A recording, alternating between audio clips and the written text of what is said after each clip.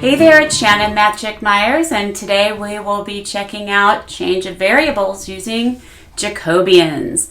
So this is kind of a interesting section, a little bit mean, but that's okay. You can do it. I've got faith in you. We're not going to get into a whole lot of the theory here when you're in advanced calculus. You can take care of that. My job here today, I've decided, is just to teach you how to use Jacobians to change variables in a double integral. So here we go. For some single integral, say the integral from a to b, f at x dx, you can change variables by letting x equal to some g of u, so that dx would then equal to g prime at u times du. And then you would obtain, right, this should look somewhat similar. You'd obtain something along the lines of the integral from a to b of some f at x dx would equal to the integral from c to d of f at g at u times g prime at u du, where a is equal to some g at c and b is equal to g at d. So note that the change of variables introduces an additional factor. So it's not quite what you're used to with the regular change of variables that you did in early calculus, but it enters this additional factor of g prime at u into the integrand. This also occurs in the case of double integrals, and that's what we'll be working with today. So with double integrals, let's say you have the double integral of some region R over a function in x and y dA. Well, that's going to end up being the integral over some region S of f at g at some u and v, comma h at some u and v. And then the new factor that gets introduced into this is called the Jacobian, right? So it's the absolute value of really just it's really just the determinant of a certain matrix, which you'll see in a moment. But it's the absolute value of del x, del u, so the first partial of x with respect to u times the first partial of y with respect to v minus the first partial of y with respect to u times the first partial of x with respect to v. Sorry about the dots. And again, that's an absolute value, so you'll get a positive. So here we go. The change of variables, x is equal to some g of u and v, and y is equal to some h of u and v. And it introduces a factor called the Jacobian of x and y with respect to u and v. And so the Jacobian is actually what's inside this absolute value. Okay?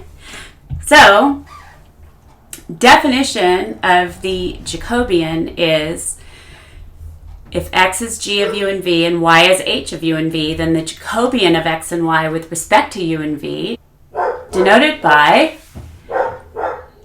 del at x and y over del at u and v is as so.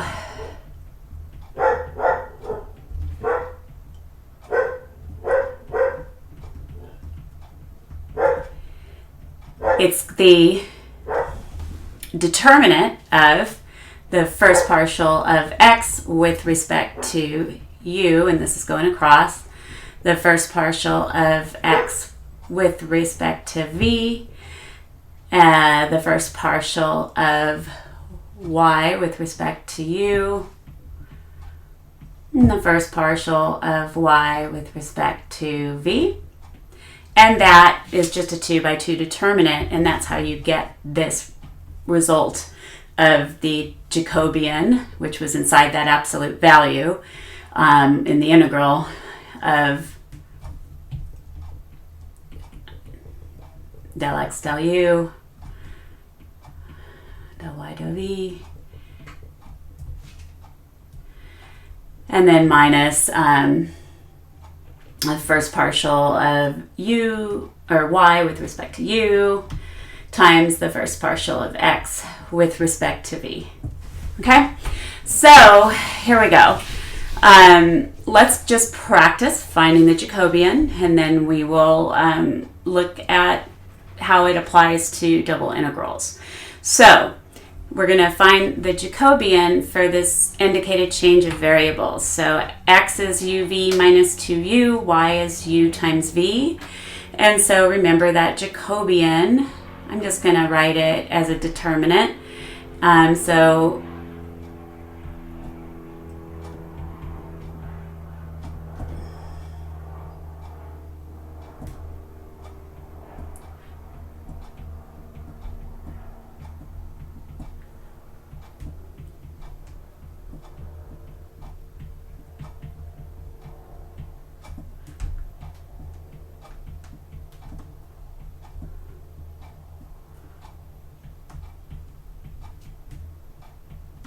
and remember, this is going to end up being, let's do just our determinant.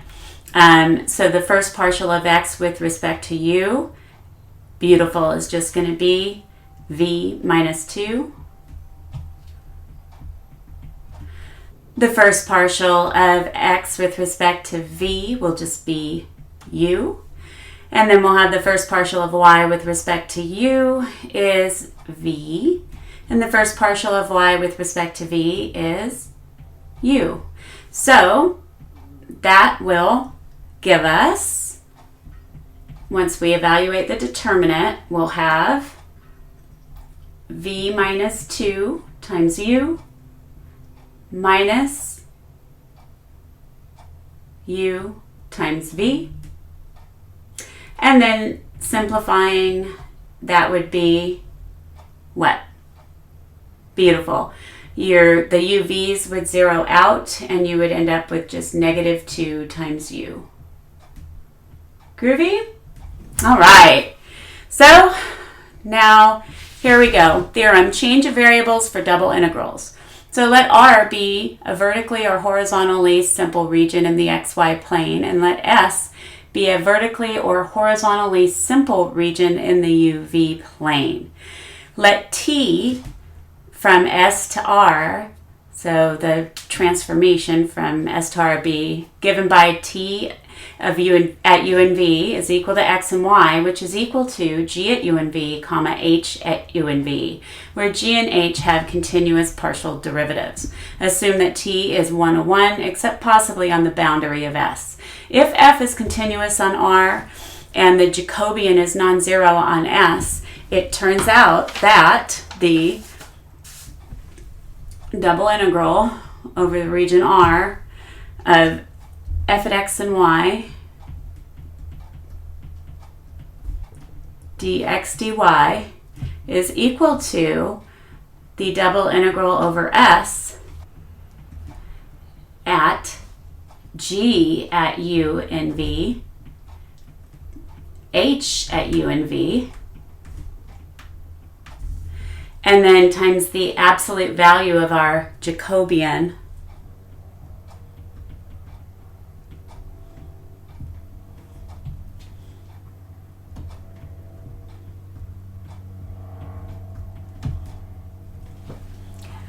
And then we would have du dv.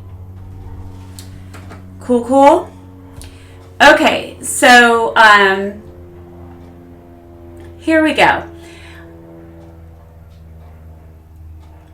I didn't finish giving you this whole problem. I didn't give you the region R, okay? So our region R is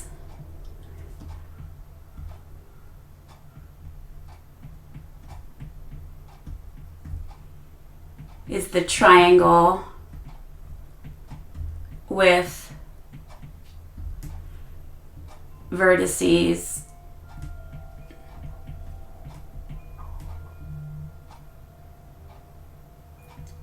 -1, 1, 0, 0, and 1, 1. And so remember, that's giving us the region in the XY plane. So actually, I'm going to need 2 grids here. So we'll copy this. So here we go. I'll just put the other one down here. I don't know where we'll need it, but oops. Okay, so here we go. If, let's say this is 1,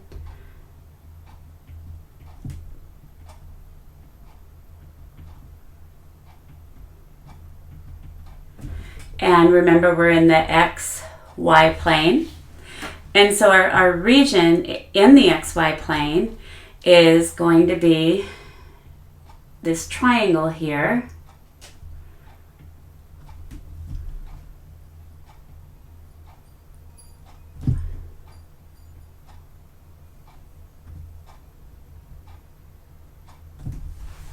Cool so far? So this here is our region R. Now, we do want to identify, it's great that yes, we have our endpoints and, you know, for our region, but we're going to need to do for our transformation is we're going to need to figure out what each of these 3 lines are. And so we'll have, of course, we have a horizontal line, right? So we're going to have the line y equals 1. I'll highlight them. We'll have the line y equals 1. We're also going to have the line y equals x and y equals -x. Do you see that both of those other lines go through the origin? One of them has a slope of +1, that first one, and the other has a slope of -1. So here, if we have, so this line here was the y equals 1. This line right here was y equals x. And this line here is y equals -x. Groovy? All right. So now, here we go. So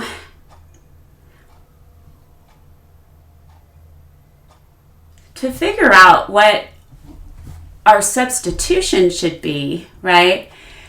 Look at how we have 4 times quantity x plus y, right? That's a function in x and y. And then e raised to the x minus y. So basically, if we think about that, where how it would be so much nicer if instead of x plus y, maybe we had u, and instead of x minus y, we could have v. That would make these much easier to integrate, wouldn't they?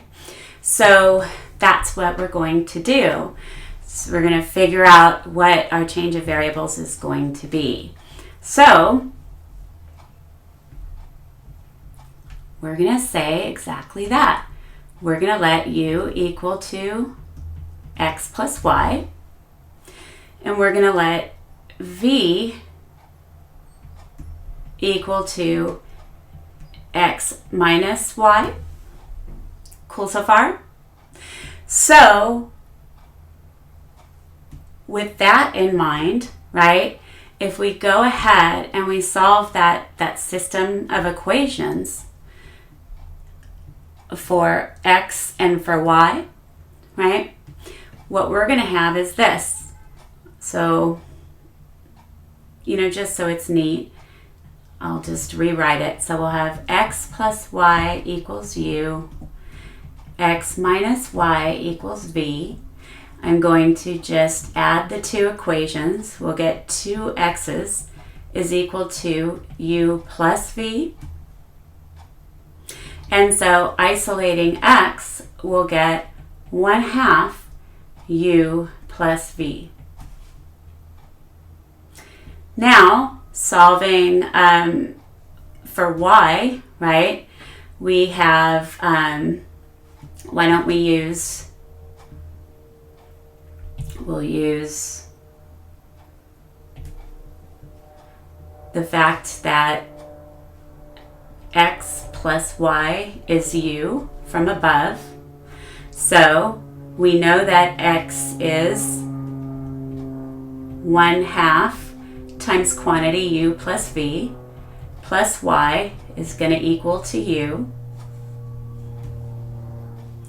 So we'll have 1/2 u plus 1/2 v minus u. No, I won't do that. Plus y is equal to u. And so isolating y, we'll have 1u minus 1/2 u is 1/2 u, and then minus 1/2 v. So y turns out to be 1/2 u minus v. Groovy? So what have we done so far? We've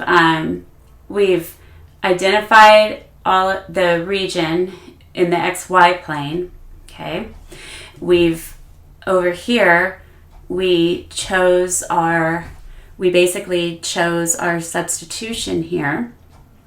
And so now we have all this information that we're going to need. So let's just go ahead and highlight some of the different stuff that we'll be utilizing. So we have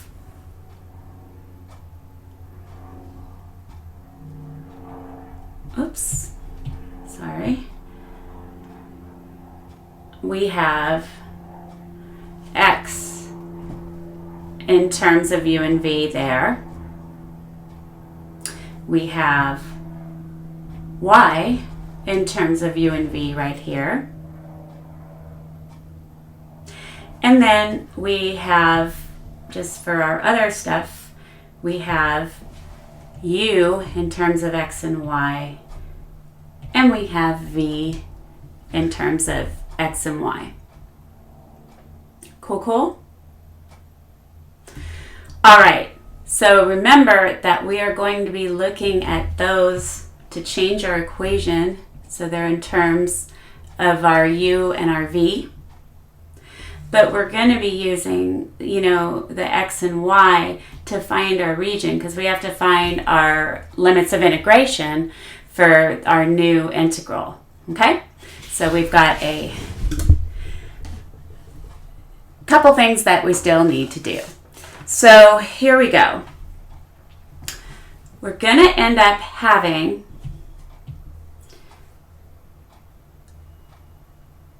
when we integrate, we're going to end up having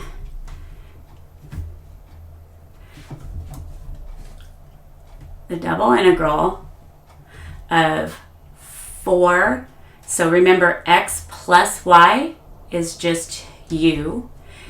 And then e to the x minus y, which we said was v. We want this to be in terms of dv du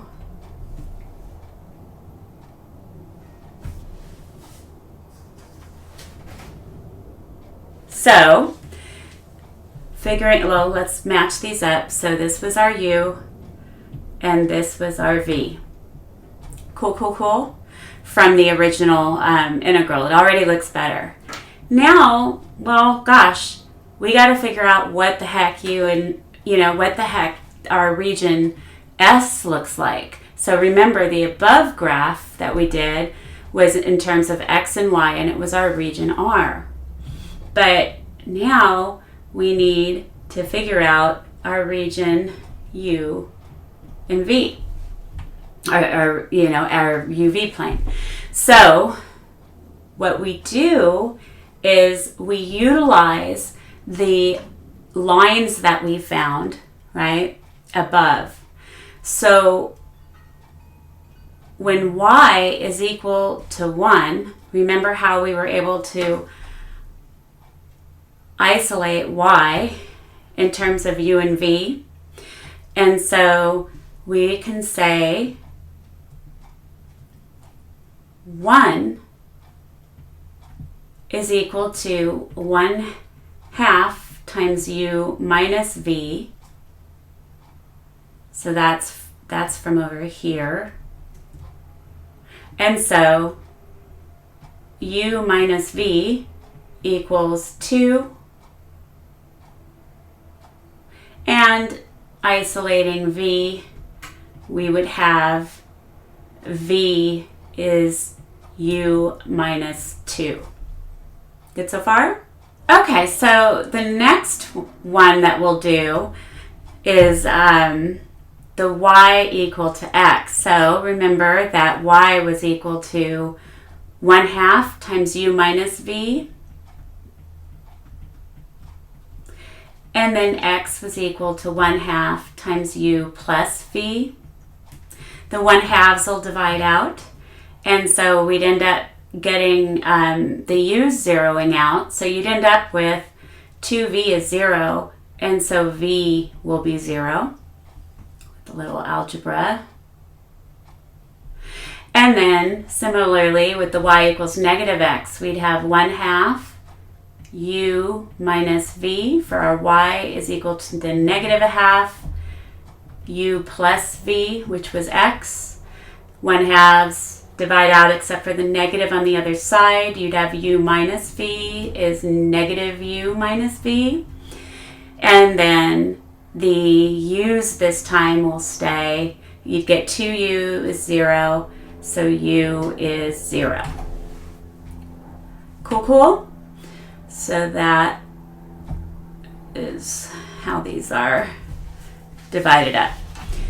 So, graphing that, and so just so you can kind of match them up, 1/2 u minus v is what we found for y in terms of u and v. We use that in these two. And then 3 of them actually, 1/2 u plus v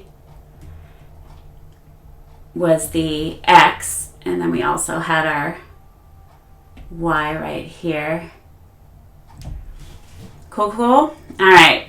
And so now we're able to get our ability to do our bounds for the region in u and v.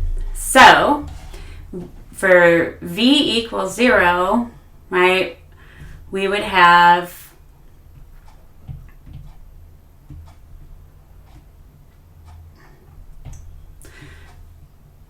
did I say v? For v equals 0, we would have, if v is 0 all the time, you're on this u axis, right? So that's that bound here.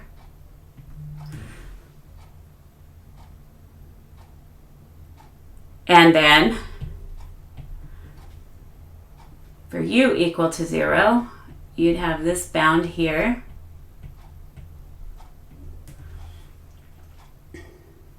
And then the line v equals u minus 2, we'll do in this color. And so that would drop us down to, let me do a grid for this.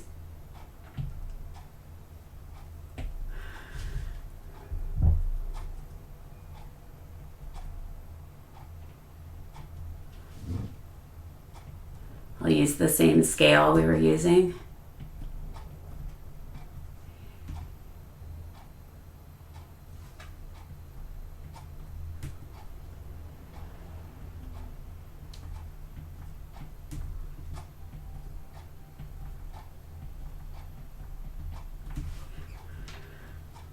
All right, so then doing our line, we would have, let's see, v equal to u minus 2. That drops us down to a v-intercept at negative 2. And then if v is 0, u would be 2.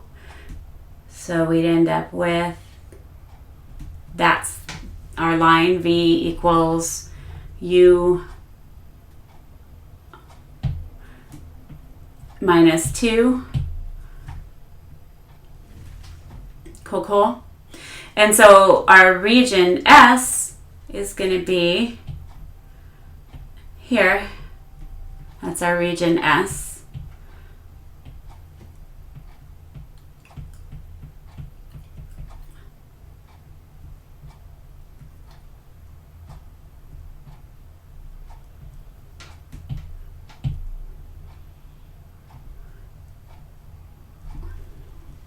Groovy? All right, so there we go.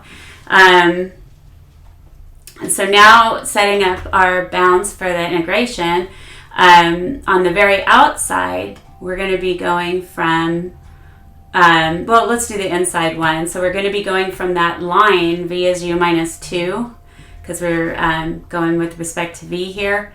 So we have our lower inner limit of integration is u minus 2.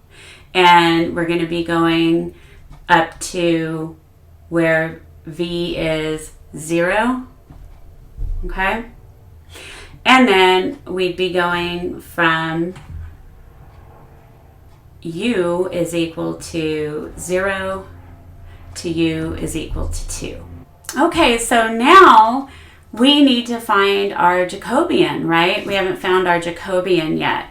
So remember, our Jacobian is going to be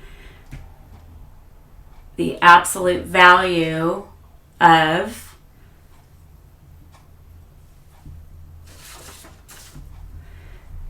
the first partial of x with respect to u times the first partial of y with respect to v minus the first partial of y with respect to u times the first partial of x with respect to v.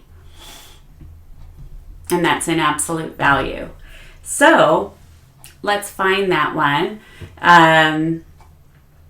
We want to utilize these two equations for the partials, right? And so let's see what we would get. So dx,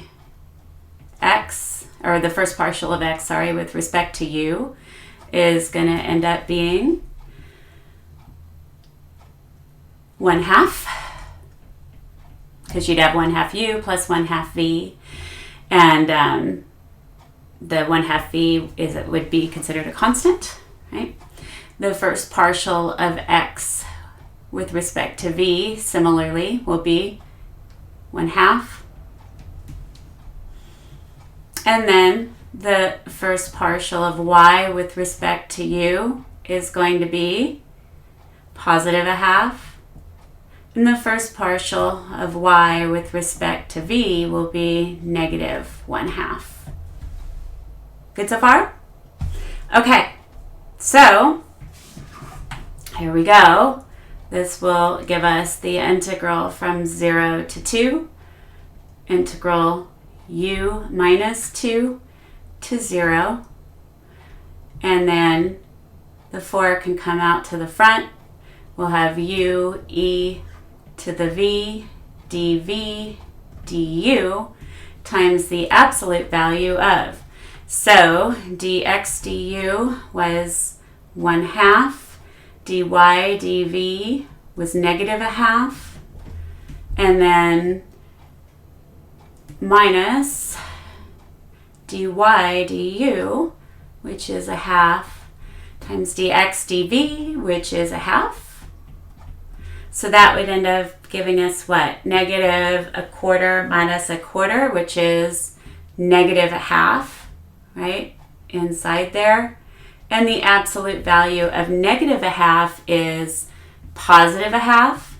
So bringing the 1/2 out, that would give us 2 times the integral from 0 to 2, integral u minus 2 to 0, u e to the v dv du.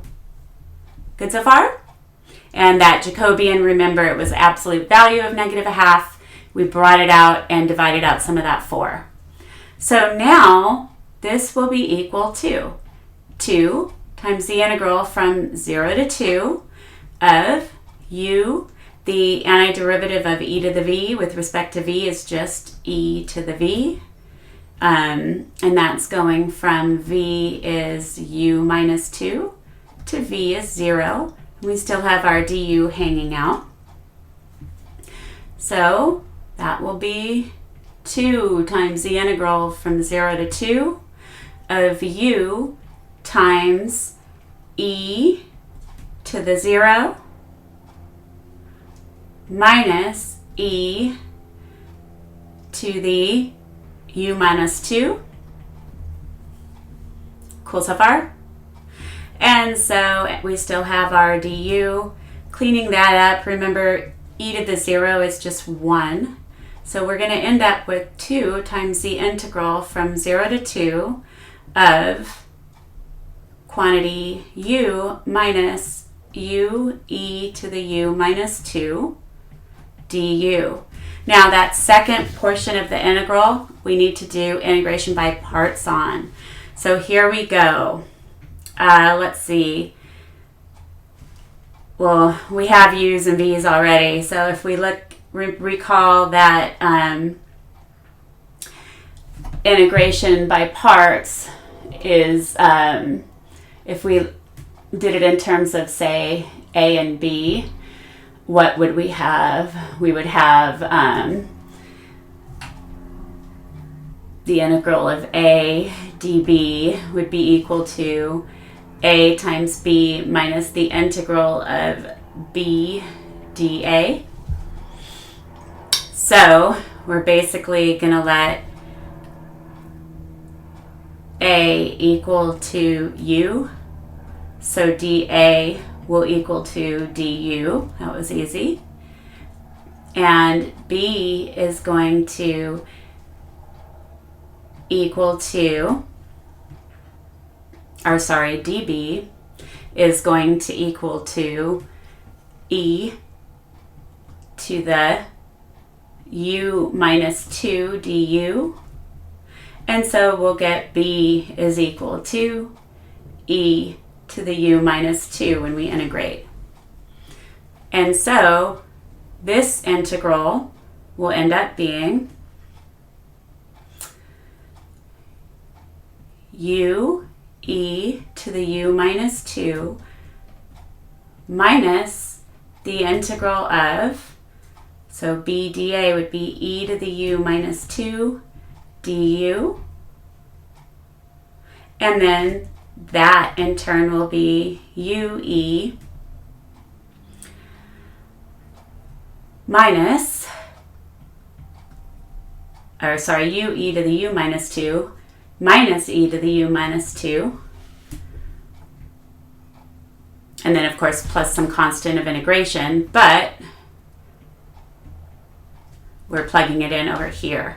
So this will end up being 2 times integrating u with respect to u. We'll get u squared over 2, and then minus quantity ue to the u minus 2 minus e to the u minus 2. That's going from u equals 0 to u equals 2. Just so you can see where that came from.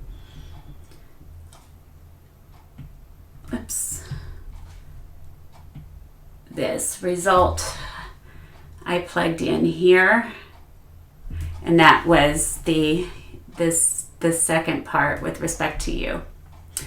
Okay, so now evaluating, we will have 2 times 2 squared over 2 minus 2e to the 2 minus 2. Minus and minus is plus e to the 2 minus 2.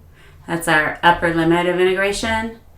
Minus our lower limit of integration, 0 squared over 2 minus 0e to the 0 minus 2 plus e to the 0 minus 2. And so that's going to give us 2 times 2 minus 2 plus 1 for our lower, and then minus the first 2 terms 0 out, so you get minus 0 plus 0 minus e to the negative 2. So cleaning it all up, we would get 2 times 1 minus e to the negative 2. And that's it. So here you go. And that's it for Jacobians. So I hope you have a wonderful morning, afternoon, or evening whenever you're watching this show. And hey, if you like what I'm doing, please subscribe and tell your friends. Bye.